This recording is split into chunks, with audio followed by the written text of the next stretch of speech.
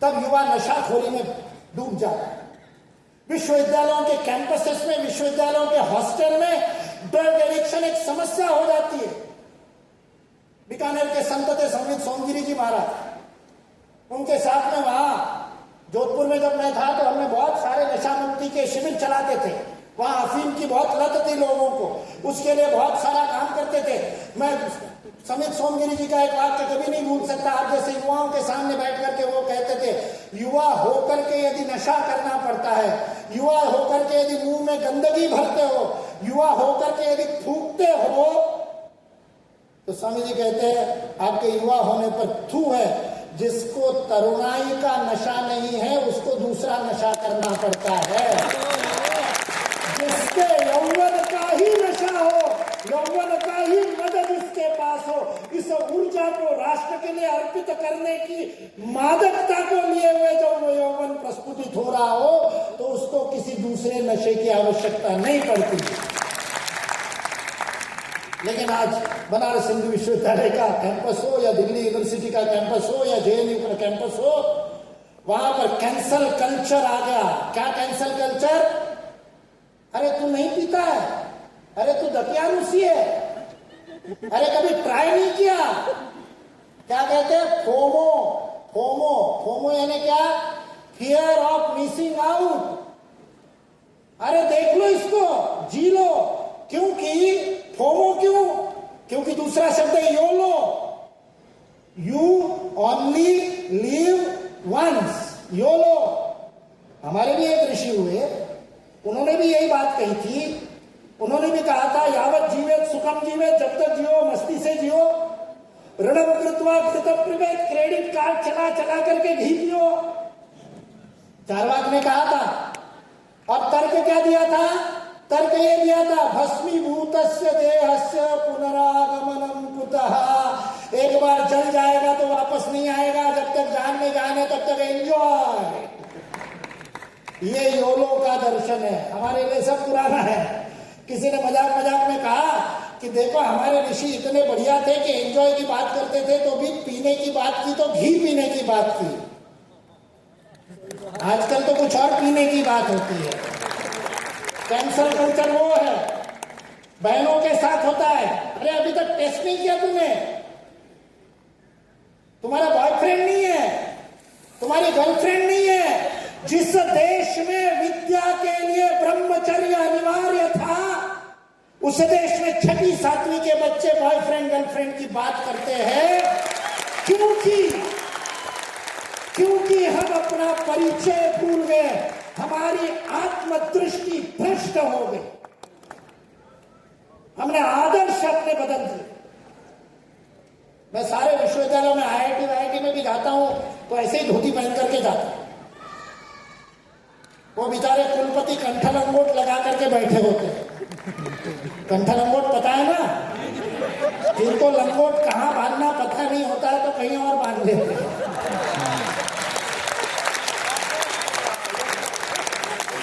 हमारा परिचय क्या है? मैं कौन हूं?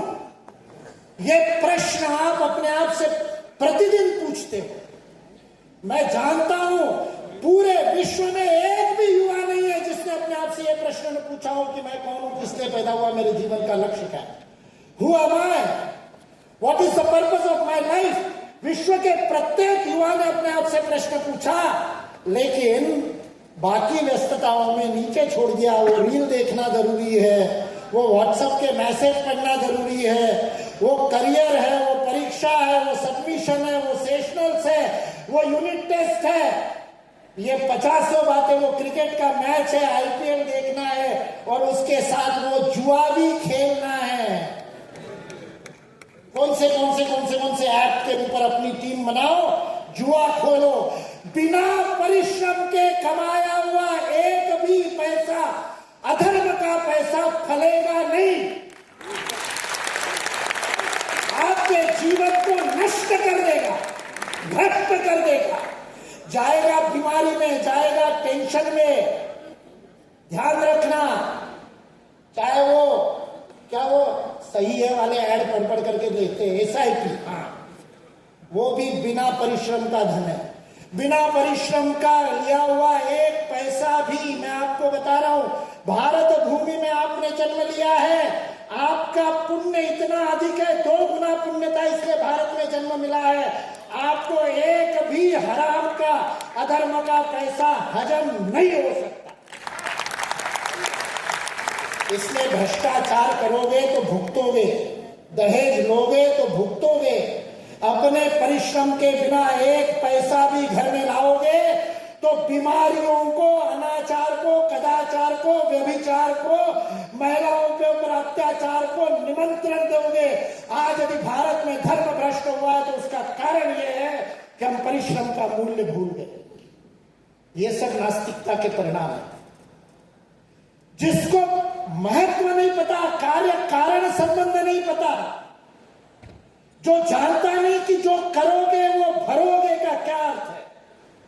बोलते तो सब है जैसी करनी वैसी भरनी, लेकिन ये करनी भरनी का अर्थ जिसको पता है वो अपने जीवन में इतना सा भी वक्र मार्ग से नहीं चलता। वो अपने जीवन को सार्थक बनाता है, वो अपने जीवन को आनंदित बनाता है, वो अपने जीवन को संतोष से भर देता है, वो अपने जीवन को व्यर्थ नहीं गवाता, वो अपने जीवन को दूसरों के सामने, क्योंकि उसको पता है मैं आज जो कर्म कर रहा हूं वही मेरा भविष्य बनाने वाला है।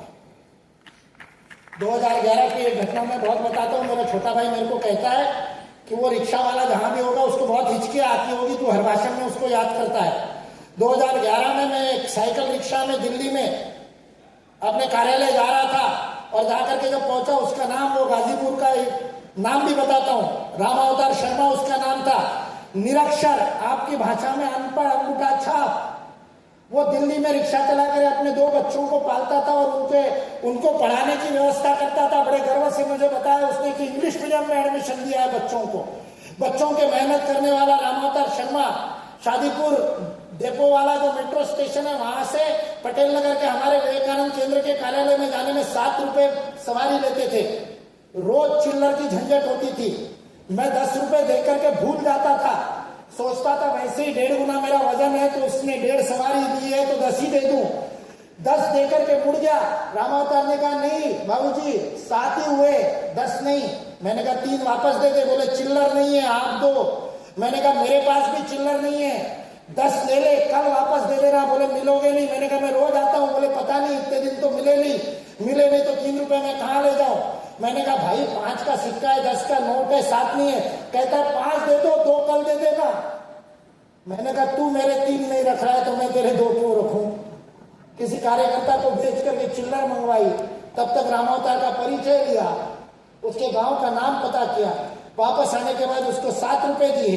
और फिर मैंने रामावतार को पूछा, मैं तो प्रेम से दे रहा था, तू मुझे लूट नहीं रहा था, कोई चीटिंग नहीं कर रहा था, कोई फ्रॉड नहीं कर रहा था, कोई चोरी नहीं कर रहा था, कोई स्टे नहीं था, पूरा स्टे था, मैं अपनी मर्जी से तुम्हें दे रहा था। और जब उसने शर्मा बताया तो मैंने कहा ब्राह्मण देवताओं दान में दे रहा था, क्यों नहीं लिया 3 रुपया।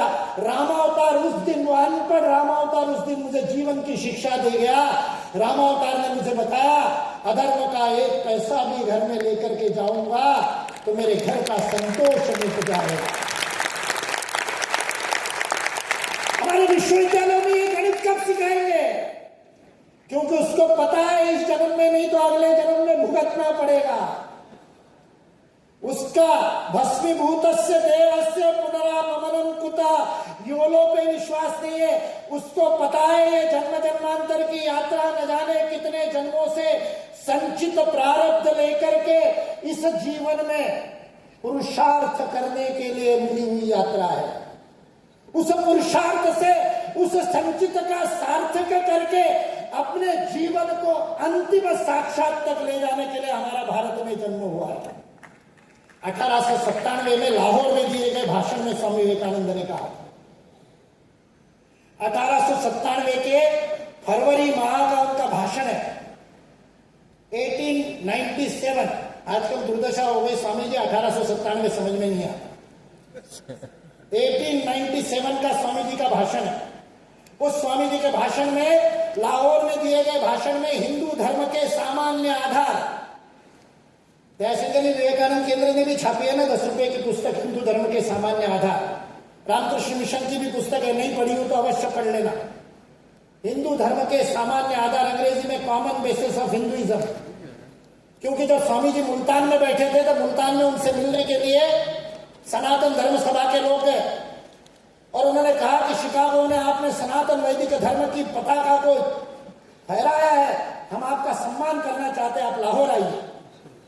स्वामी जी ने कहा बताता। उतने में उनसे मिलने के लिए आर्य समाजी भी पहुंचे। लाहौर आर्य समाज का गढ़ था, हिंदू बहुल था।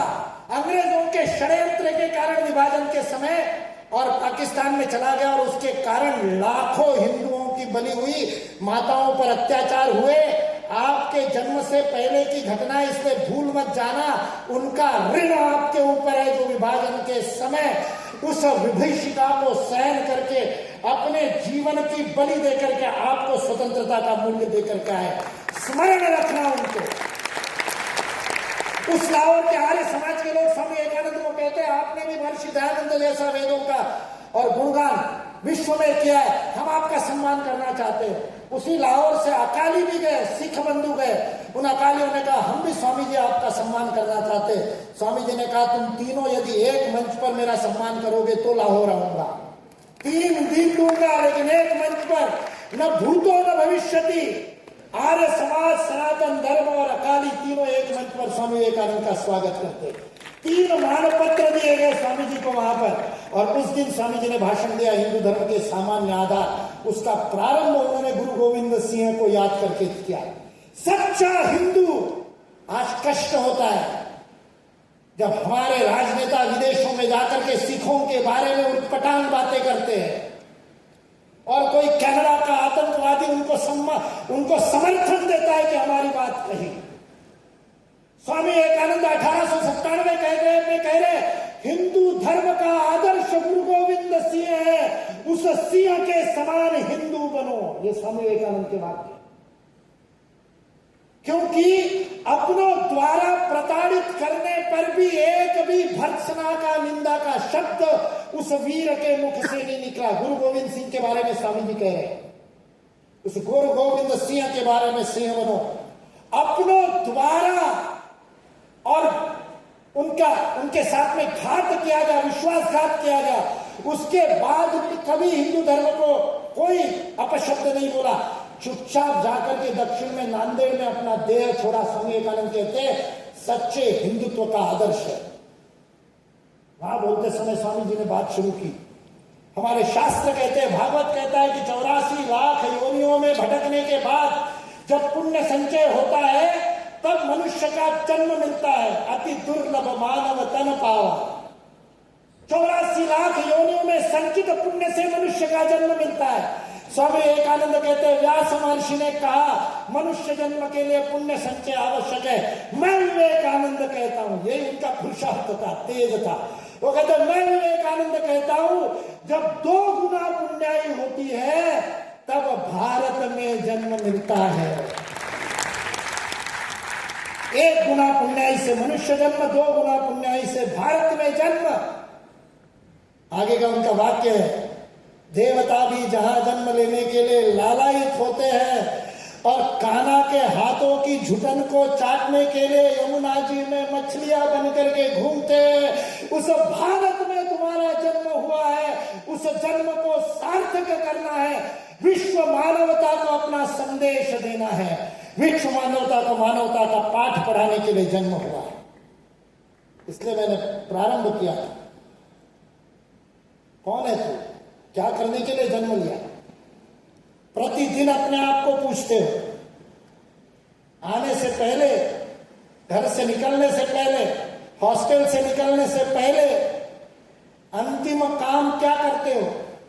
इतना ही नहीं, आजकल तो वो 2 पहिया होती है ना, क्या स्कूटी वूटी आपकी, उस पर जाते हैं और हमारी बहनें वो आतंकवादी बन करके सारा लपेट लुपेट करके, नहीं उसमें उनका दोष नहीं है, भाइयों का दोष है।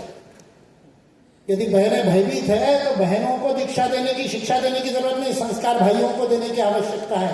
सड़क पर कुत्ता जैसे कुतिया के पीछे पड़ता है, उस कुत्ते के समान यदि इस देश का युवा चलता है तो बाकी सारे युवाओं के पौरुष पर प्रश्न चिन्ह है। तो उस तमाशे को होता हुआ देखते। और पहुंचने के बाद जब वो सारी चुन्नी उन्नी हटाते हैं तो सबसे पहले मेरे को बहुत वर्षों बाद पता चला कि स्कूटी वाले दो जो शीशे देते हैं वो पीछे का ट्रैफिक देखने के लिए नहीं देखते, चुन्नी हटाने के बाद बाल ठीक करने के लिए देते।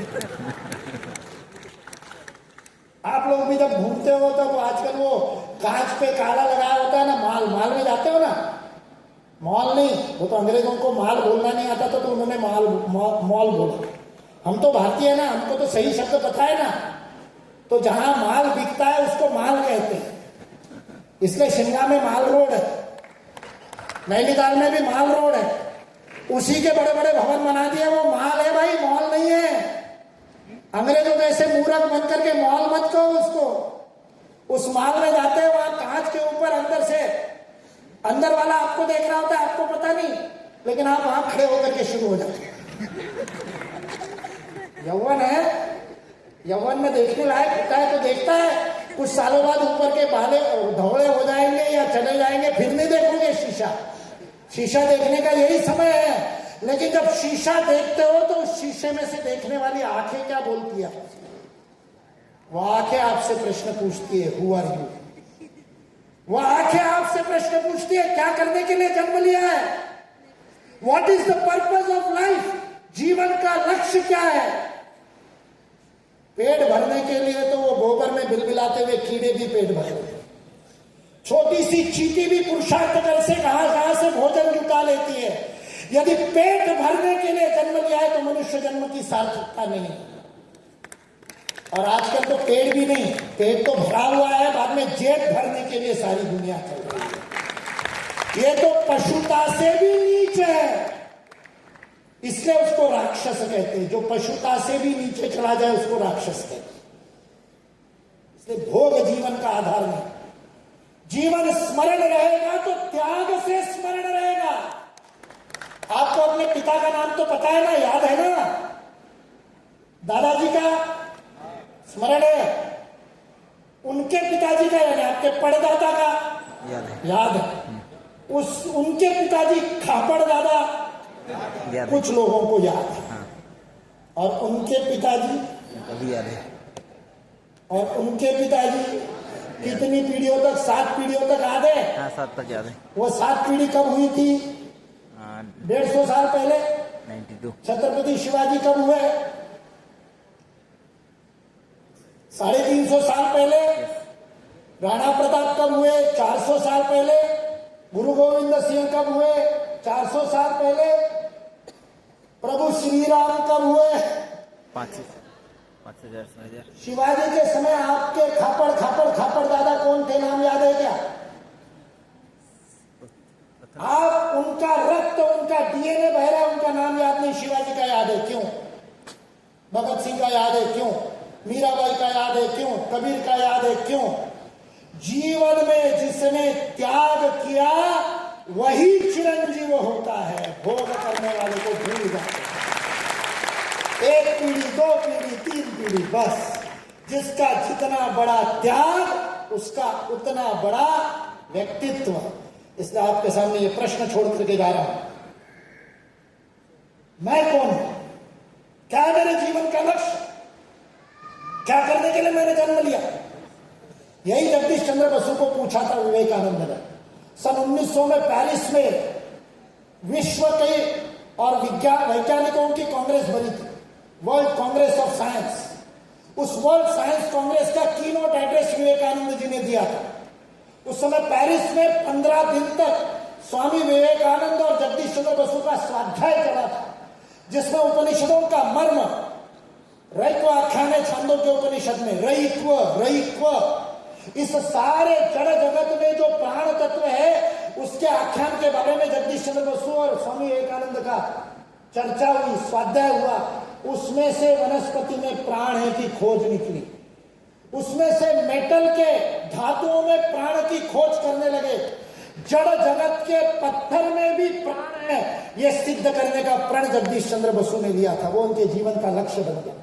फिजिक्स का आदमी बॉटनी का काम करता है क्योंकि जीवन की चेतना की निरंतरता को विश्व के सामने रखने का लक्ष्य लेकर यही काम स्वामी जी ने निकोला टेस्ला के साथ डेट्रॉइट में किया। 1894 में डेट्रॉइट में अमेरिका में निकोला टेस्ला फिजिक्स का उस समय का सबसे बड़ा विद्वान, इलेक्ट्रिसिटी, वायरलेस इलेक्ट्रिसिटी पे प्रयोग जिसने कर लिए, वो निकोला टेस्ला स्वामी विवेकानंद से उपनिषद समझता है। और तब जाकर के वो लिखता है, अपने लेख में लिखता है, energy can be, mass can be converted into energy, जड़ को भी चेतन में, ऊर्जा में परिवर्तित कर सकते हैं। जिस पेपर का उद्धरण E = mc² में आइंस्टाइन देते हैं, उस पेपर में निकोला टेस्ला विवेकानंद का नाम लिखता है। उसको समझ में नहीं आया था विवेकानंद, उसको लगा VI तो फर्स्ट नेम है, KNAND लास्ट नेम है, इसलिए उसने लिखा mister Kanand from India told me. Swami Vivekananda को साइटेशन देता है, कोट करता है अपने रिसर्च पेपर में निकोला टेस्ला।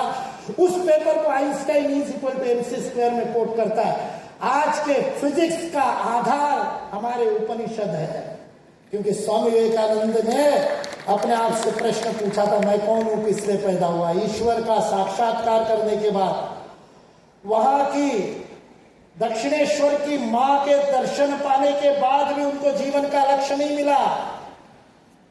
क्षीर भवानी में कश्मीर में, वहां भी मां ने दर्शन दिए, लेकिन विवेकानंद के मन में प्रश्न पैदा रहा कि मैं किसने जन्म लिया। जिसने निराकार निर्विकल्प समाधि की अनुभूति कर ली, तब जाकर के गुरु को कहा, ठाकुर आज तो ब्रह्मानंद मिला, आज तो जो आनंद परमानंद मिला, अब आप कुछ ऐसा कर दो कि निरंतर इस आनंद में रहूं।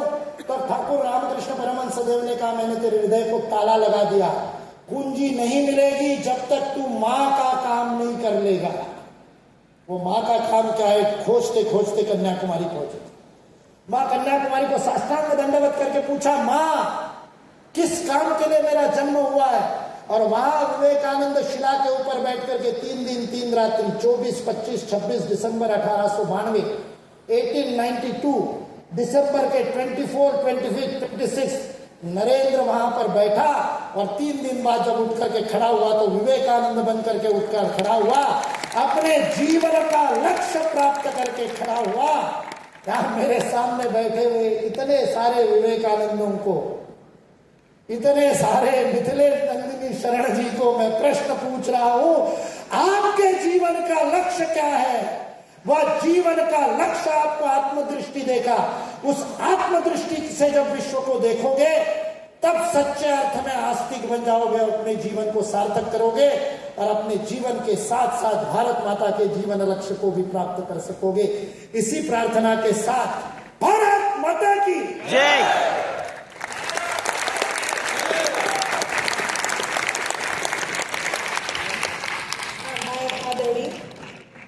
आस्तिकता नास्तिकता के दार्शनिक प्रतिपादन और जीवनगत प्रभाव विषय के साथ व्याख्यान माला की अगली कड़ी में अनीश्वरवाद, भक्ति, पदार्थवाद, अवतारवाद, पुनर्जन्म, आत्मानुशासन